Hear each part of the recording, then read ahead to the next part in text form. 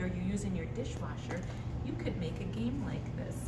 It just takes a little piece of green paper on top and some wiggly eyes, and then this becomes the crocodile's mouth.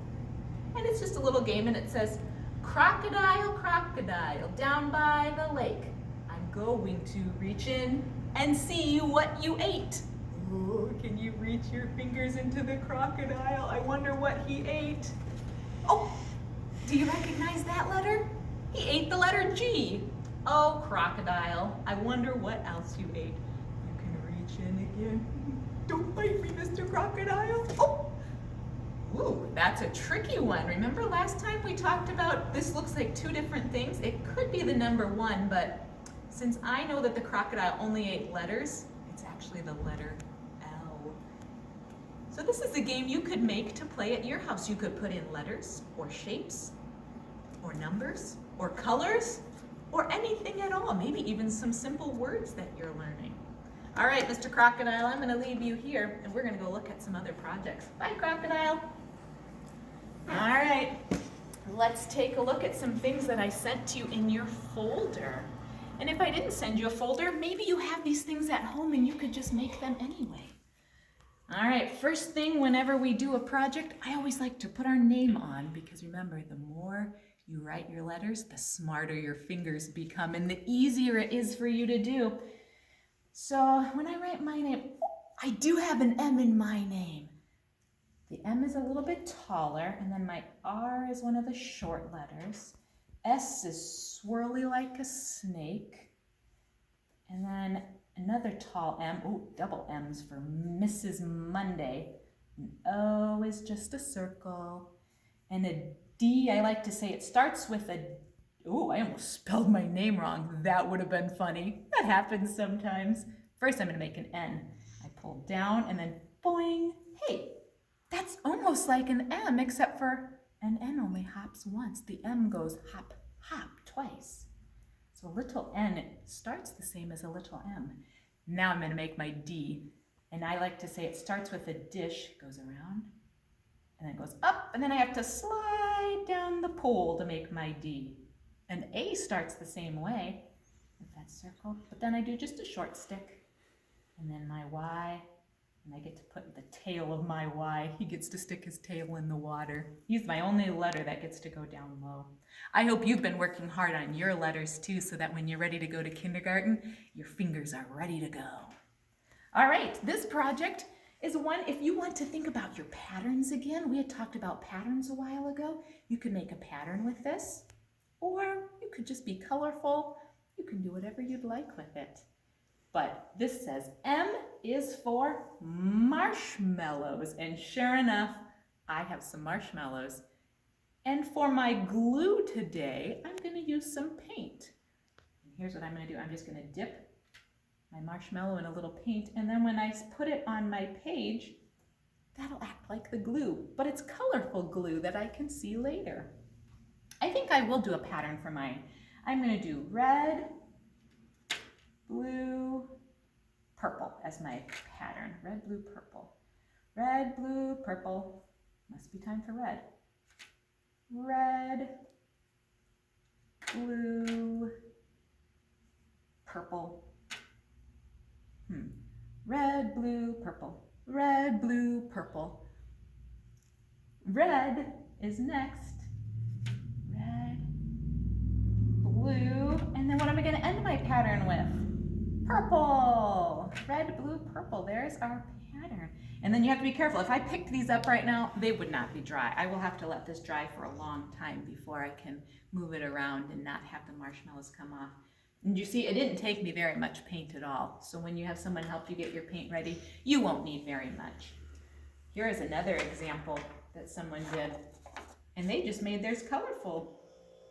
They just used any colors they wanted, and they packed a few more marshmallows on. And since it's your project, you can do it however you'd like if you've got extra marshmallows at your house.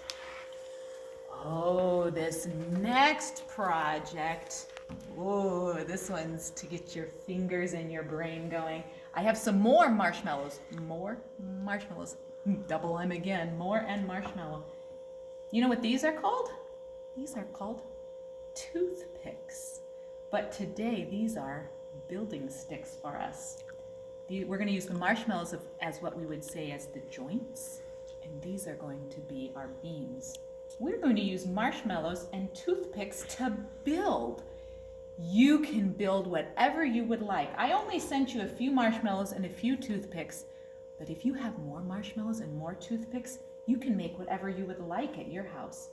You just poke your toothpick into the marshmallow, and of course the marshmallow is soft and just a little sticky, so the toothpick will stay right where you push it. And you can make any shape you want. Right now I decided to make a square. You could make a triangle, a pentagon, a hexagon. You could even make an octagon. It would start to get pretty big. Or instead of just making a flat shape, ooh, this gets a little tricky. You can start building up. Oh, I don't know. This would be kind of a tricky one.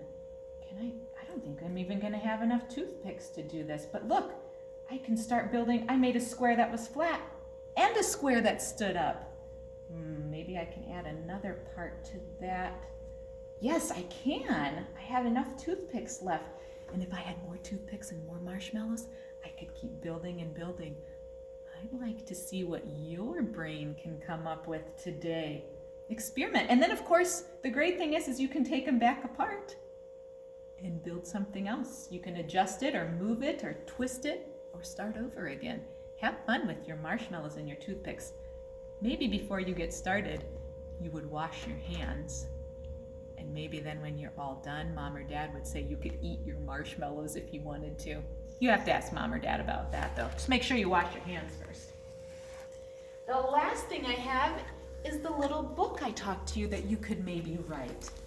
So this book, I sent you little pieces of paper that you can cut out a big circle for the head, 2 little circles for the ears, and then you can glue on some eyes, and then use a marker or a crayon.